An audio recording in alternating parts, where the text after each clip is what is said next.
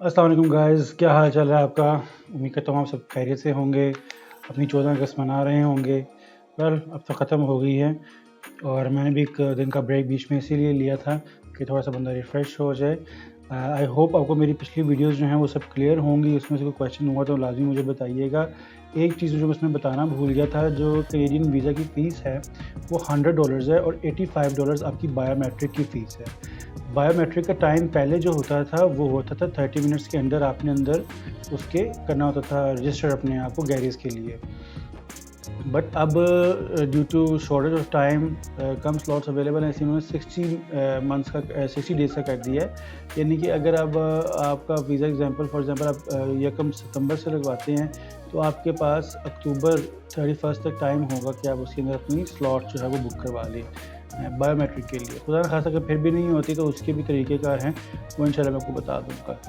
तो जैसा कि मैंने आपको कहा था कि हम ना अब अपने एग्ज़ाम की प्रिपरेशन की तरफ चलते हैं और अब मैं आपको बताता हूँ कि एग्ज़ाम प्रिपेयर कैसे करना है, कितने पार्ट्स हैं, कितने में से कितना हिस्सा उसका आना है, कौन कौन से चैप्टर्स हैं।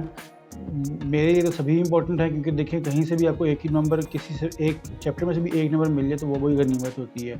200 MCQs का एग्ज़ाम है और 120 आपको उसमें चाहिए, 60% आपको कम से कम चाहिए पास होने के लिए। तो आप इसको बिल्कुल ये मत समझें कि मैं ये टॉपिक छोड़ दूँ, मैं वो टॉपिक छोड़ दूँ, पेपर कहीं से भी आ सकता है। हम देखते हैं कि उसका सिलेबस का या ब्लू पैटर्न जो है वो क्या है और उसके बाद जो है हम इसको फर्दर आगे लेके चलते हैं। तो गूगल पे जाएंगे, देन PEVC की जो मेन वेबसाइट है उस पर जाएंगे।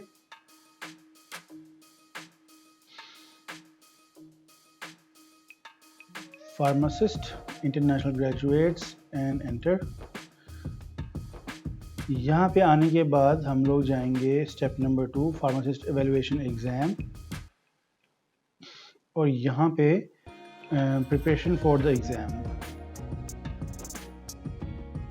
यहाँ पे एग्जामिनेशन ब्लूप्रिंट आ रहा है, इसको क्लिक करेंगे। अब ये सारे सब्जेक्ट एरियाज़ हैं, मैंने को लास्ट टाइम भी बताया था कि कितना परसेंट कितने में से आता है, मगर इसको थोड़ा और हम लोग ब्रीफली डिफाइन करते हैं। बायोमेडिकल साइंसेज में आपका biochemistry, genomics, molecular biology, physiology, functional anatomy, immunology और मेडिकल माइक्रोबायोलॉजी आ रहा है। इट मीन्स के ये मैंने थोड़ा सा और एलेबोरेट किया हुआ है बायोमेडिकल साइंसेज को।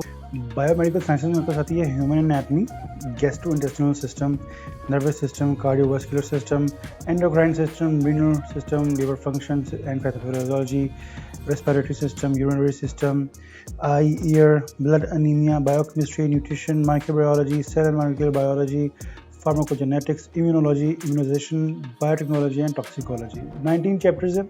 इन 19 चैप्टर्स में से आपके पास 30 MCQs आने हैं।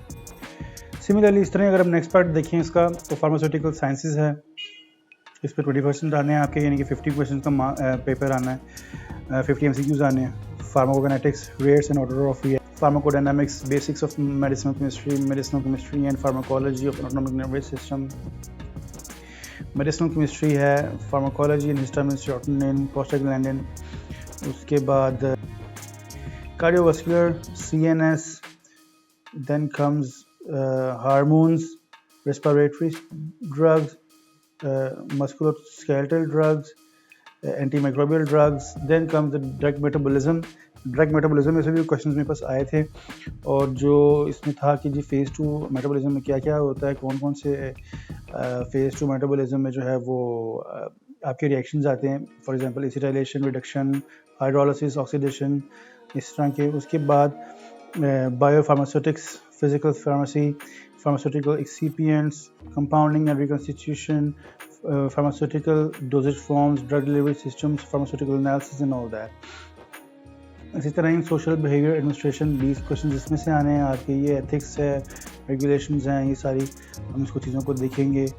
ये आपका थोड़ा सा लेंथी पार्ट है, जिसमें से 50% आपका जो क्वेश्चन है वो पेपर जो है वो आना है, यानी कि ऑलमोस्ट 100 MCQs इसमें से आने हैं। इसमें basic medication orders and dosages forms, basic calculations, dilutions and allegations, pharmacy dose calculations, electrolyte solutions, safety of medications in special populations and stuff like that, ये सब इसमें आना है। और ये मेन पार्ट आपका, इसमें से क्वेश्चंस आपके इसमें आने हैं, यानी कि 15% ये है और 35% ये है। तो इसमें 30 MCQs आने हैं इस वाले पार्ट में से आपके, और इस वाले पार्ट में से आपके 70 क्वेश्चंस आने हैं। तो क्लिनिकल फार्मेसी है बेसिकली ये ईच एंड एवरीथिंग आपके पूछी जाएगी ड्रग और उसके रिलेटेड प्रॉब्लम्स के बारे में। ओवर द काउंटर ड्रग्स कौन सी होती हैं, कैसे देनी हैं, ऑल दैट। उसके बाद smoking cessation, sleep disorder, eating disorders, gastrointestinal drug. तो हम लोगों ने अब एक एक चैप्टर करके सबको मैं इंशाल्लाह लेक्चर्स आपके डिलीवर करूँगा एक एक चैप्टर करके। तो घबराना नहीं है, इंशाल्लाह मिलके तैयारी करते हैं। ऑलमोस्ट 100 चैप्टर्स हैं ये। रोज़ की अगर हम एक भी करें तो तीन माह में हमारी जो है वो तैयारी हो जाएगी इंशाल्लाह। और बस एक्स्ट्रा टाइम भी होगा इसको रिपीट करने के लिए। तो जस्ट स्टे टाइट, एक एक लेक्चर करके हम उसको करते हैं तैयारी, और बाकी जो है वो अल्लाह पे छोड़ते हैं इंशाल्लाह। हमारा ईमान है कि हमें कामयाब जो है वो बेसिकली अल्लाह ही करेगा, डेफिनेटली अल्लाह ही करेगा। तो बाकी जो है हम लोग सिर्फ कोशिश कर सकते हैं, उसका फल जो है हमें अल्लाह ताला ने नहीं देना है। तब तक के लिए अपना ख्याल रखिएगा, मिलते हैं नेक्स्ट वीडियो में। अल्लाह हाफिज़, थैंक यू वेरी मच।